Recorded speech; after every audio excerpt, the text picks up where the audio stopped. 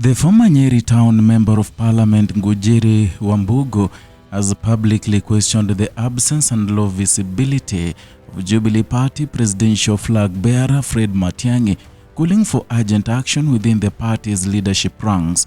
The remarks shared through Wambugu's official social media platforms late on Saturday, April 11, 2026, have added a fresh pressure on Jubilee's presidential campaign, and at the time when the party is seeking to regain political ground ahead of the next general election.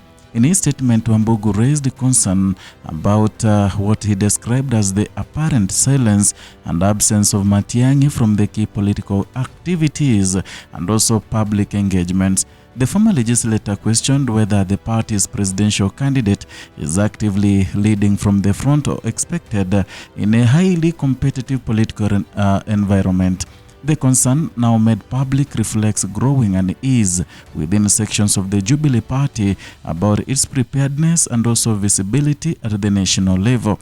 And here he went as further, suggesting that the party should consider rallying behind the former Ndaragwa Member of Parliament Jeremiah Kioni, who currently serves as the Jubilee Party deputy leader as an alternative presidential flag bearer. In his statement, Ngunjiri Wambugu said, "Meanwhile, where is or was Matiang'i ama to push Kioni wa compete for Jubilee presidential ticket ama ataamka?" It all starts from some point, and this one point it has started, and perhaps there will be campaigns to drop Fred Matiang'i for another presidential aspirant, because now the members of Jubilee are saying that Fred Matiang'i is not serious and they're not active in the political competitiveness as compared to his or the other presidential aspirants.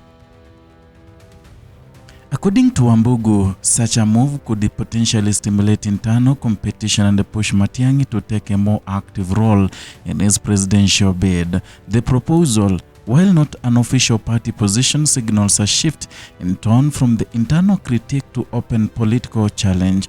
It is also introduces a new dimension to Jubilee's internal dynamics, raising questions about unity, strategy, and also leadership cohesion. Wambugu's comments come at a time when political parties across the country are intensifying grassroots mobilization, public engagements, and also coalition building efforts.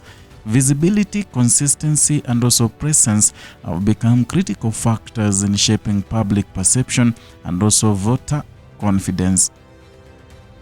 Against this backdrop, any perceived absence by the party's presidential candidate can have far-reaching implications. In his statement, Wambugu appeared to suggest that the current situation risks weakening Jubilee Party or the Jubilee's political standing. He questioned whether the party could effectively compete on the national stage without a visible and active leader guiding its campaign. The criticism did not stop there. Wambugu also revisited recent events that, in his view, highlight inconsistencies in Matiang'i's conduct. He pointed to the recent burial of Olkalau Member of Parliament David Njuguna Kiaraho in Nyandarua County, and according to Wambugu, Matiang'i's absence from the funeral of a fellow Jubilee Party member raised concern among supporters and also party insiders. Funerals, particularly of the political leader or other political leaders, often serve as the key moments of solidarity, unity, and connection with the electorate. And they provide an opportunity for leaders to demonstrate presence, empathy, and also commitment to their party members and constituents. Wambugu contrasted this absence with Matiang'i's subsequent visit to Vihiga Senator Godfrey Ososi, who had been hospitalized following an attack in Kisumu, but did not go to the funeral service of a Jubilee Party member. While acknowledging that the hospital visit was appropriate and necessary, Wambugu questioned the sequence of priorities. He noted that it appeared unusual for a party leader to miss the burial of one of his own members only to later visit a leader from a different political party who is hospitalized. The observation had added to the broader debate about political signaling and also the importance of aligning actions within the party expectations. Wambugu's remarks also touched on messaging within the party. He criticized Matiang'i for mentioning names of leaders from other political formations during a Jubilee Aspirants Forum. Among those referenced was Rigathi Gachagua, political competitor, and Wambugu described the move as inappropriate, particularly in a forum meant to build confidence among Jubilee party aspirants. He argued that such references could create confusion about the party's direction and weaken internal morale.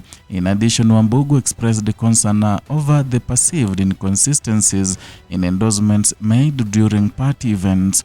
He cited an instance in Nyandarua County where Matiang'i reportedly endorsed Senator John Methu during a forum attended by Jubilee aspirants interested in the same seat. As such endorsements, he suggested, could undermine party unity and also fairness in internal contests. The issue of endorsements has also extended beyond Matiang'i, and Wambugu took issue with the Jubilee Party Secretary General Montalel Ilela Kenta, who endorsed a candidate from the Democracy for Citizens Party in a by-election in Narok Town Ward. This, despite Jubilee having its own candidate in the race.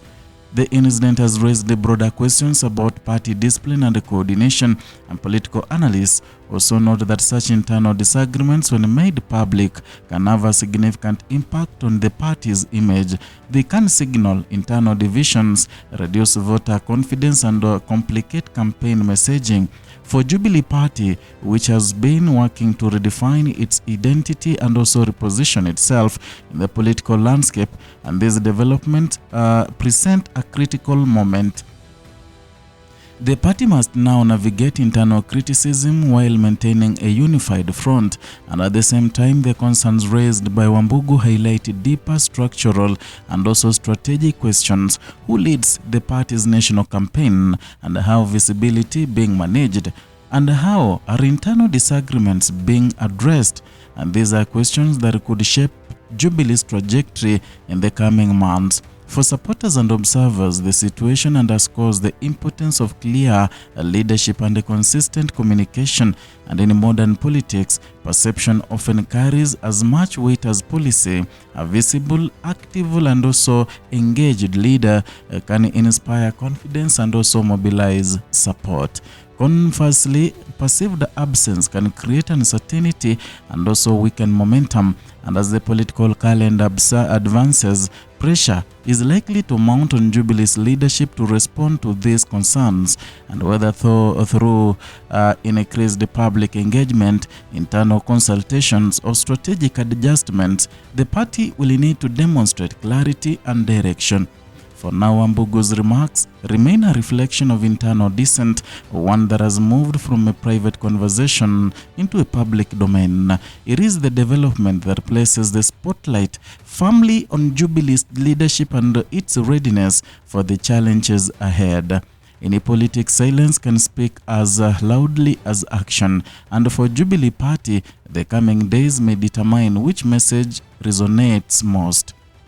That is all for today from Kenya Lens Media, where we bring you news updates as they break. And kindly, here is where we talk politics and we also analyze them. So subscribe, like, and share our content. Equally, hit the notification bell and turn it on so that you can be receiving notifications each and every time we upload a new video.